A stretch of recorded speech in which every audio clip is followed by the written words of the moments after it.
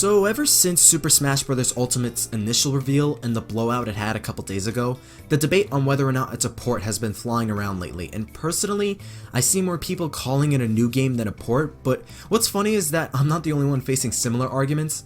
This video was honestly inspired by Artsy Omni because he discussed this on Twitter beforehand, and I was literally talking about this an hour right before he tweeted about it, and we pretty much agree on the same wavelength. Snooping around Twitter and Facebook, it seems people don't necessarily know whether to call Smash Bros. Ultimate a port, a sequel, both, but they don't seem to know how a port works, and in all honesty, this argument just seems very dumb to me. Not everyone, of course, but you know, some people just don't know.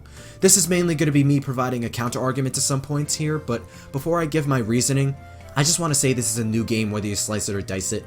This is the 5th, or technically 6th, installment in the series. It's not a port, it's not an enhanced port, it's not Smash 4.5. This game is being treated and made like a brand new Smash game. One common excuse is that it reuses assets from Smash 4, which not only has every Smash game literally done for its sequels reuse its predecessor, but literally 90% of sequels and continuations in general reuse elements, like all the time. I don't get how when literally any game out there recycles or touches up assets, it's a sequel, but when Smash does it, it's a port?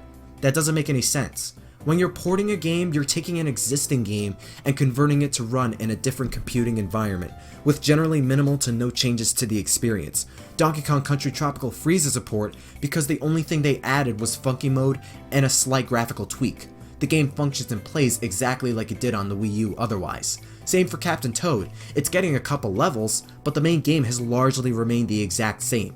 Enhanced ports, however, add features but keep the general experience of the original game intact. Mario Kart 8 Deluxe, an enhanced port, uses the same exact graphics engine, mechanics, physics, models, tracks, music, etc., but only added a few new mechanics that do not affect the gameplay nor experience in any major way, such as extra characters, item tweaking, and battle mode, which is a side mode they changed. The core Mario Kart 8 experience is largely going to be the exact same as it was on Wii U, the only difference being the console itself and not the game.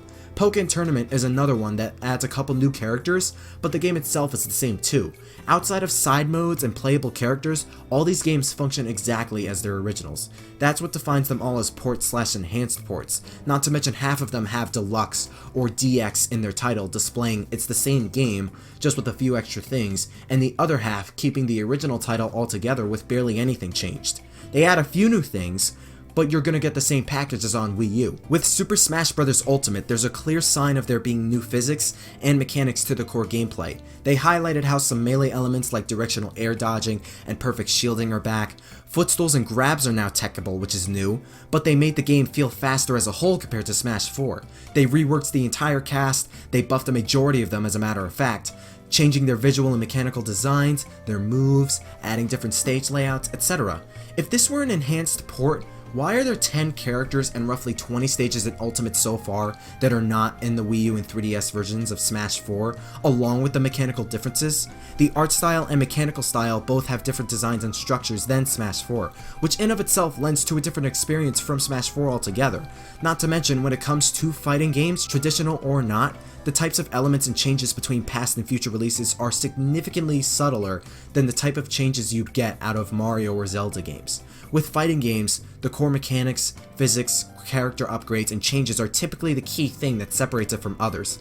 If it feels, plays, and functions differently from its previous installment, that basically means it's new or not the same. If you played Marvel vs. Capcom, Injustice, or Mortal Kombat, you guys know what I'm talking about. You never see anyone call Sonic Mania, for example, a port of Sonic 3, despite it reuses numerous assets, levels, characters, and cues from Sonic's 1, 2, CD, and 3, because everyone knows there are new stages, new level designs, and new mechanics. What generally defines a game as being new lies within the core gameplay and mechanics themselves. If it lends a new experience and a different feel, it's a new game altogether, wouldn't you think?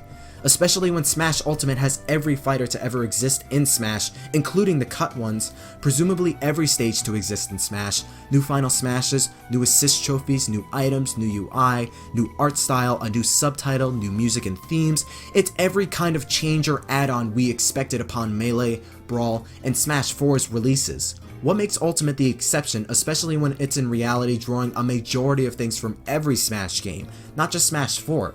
Mechanically, visually, and structurally, there's a lot being done and added that justifies Smash Ultimate as its own game than a port, just like Melee, Brawl, and Smash 4 did. Marketing-wise, it obviously makes sense why it's portrayed as a new game from a business standpoint in of itself, but once again, if it plays, looks, feels, is structured, and functions differently, that equals a new game more than otherwise. Then every Smash game is a glorified port of 64, just having different mechanics, characters, stages, songs, etc. It makes very little sense.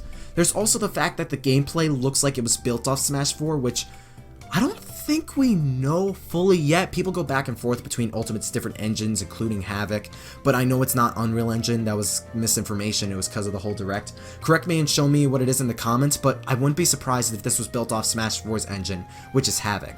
Even so, you don't need a new engine either to make a new game. For one thing, it's very costly to start from scratch due to development budgets being ridiculous as they are, but sequels and new installments reuse the same game engine all the time.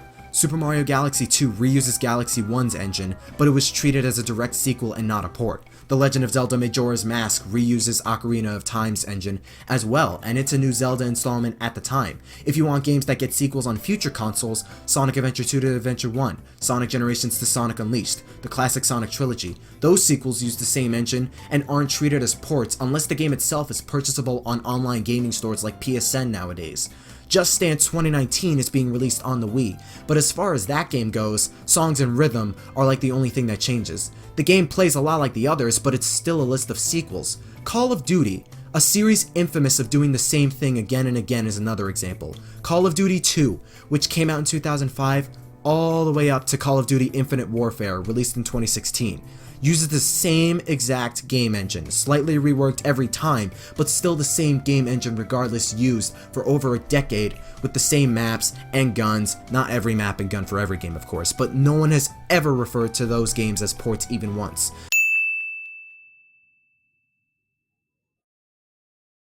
The reason it's such a hot topic now is because of the Switch and its ports, but when the same logic is applied to other series and games, it makes a lot less sense. I have no clue if New Super Mario Bros. Uses the same engine as I've tried finding it, but that series is another case of being the furthest thing from new, and each game is still seen as a continuation. That doesn't mean Super Mario Maker is a port of all 4 2D Marios it represents when its function and purpose are entirely different.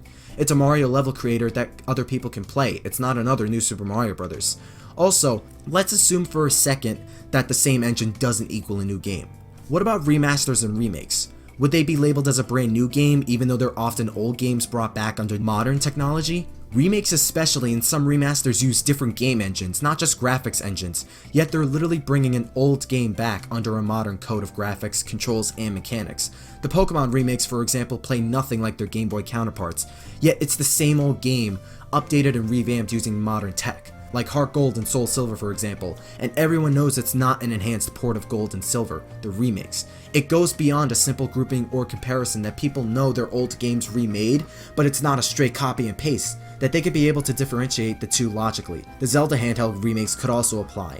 The biggest reason being, Nintendo's Smash Bros. Twitter outright tweeted it's a brand new game built from the ground up. Like, that should highlight it if it wasn't obvious already. There's even a link down below. The localization manager at the Treehouse says, and I quote, "Everything has been built brand new. Of course you see returning characters and returning movesets, but that's sort of the nature of a fighting game. You obviously want to bring in new players, but you have to satisfy core players. If I'm playing Mario and I don't have a good up B, I'm gonna be writing my local congressman to get it changed. It's a tough balance, but yeah, it's a brand new game. Beyond the changes, I can't count the number of small changes. I don't think it's hyperbole when Mr. Sakurai said that there were tens of thousands of changes compared to the last game. This just seems like a void and redundant debate at this point. It's just stupid. Like, the writing's on the wall, it's so obvious at this point. Super Smash Bros. Ultimate is a brand new game because it has a brand new design leading to a brand new experience, along with completely revamped mechanics, different physics, a new rendering engine, upgrading all original content as far as characters, stages, and character movesets for a majority of the cast, new stages, new final smashes, new items, new assist trophies, new artwork, etc. We don't even know anything on the single player content, or any content that's not Smash mode. This game looks impressive and amazing already, which makes the port debate even more stupid because it's giving so much as it is. And that's really all I have to say. I just wanted to address this issue quickly. If you want more Smash content, I'd be happy to suit your thirst, especially leading up to Ultimate within the coming months, maybe even the coming years. Either way, stay super.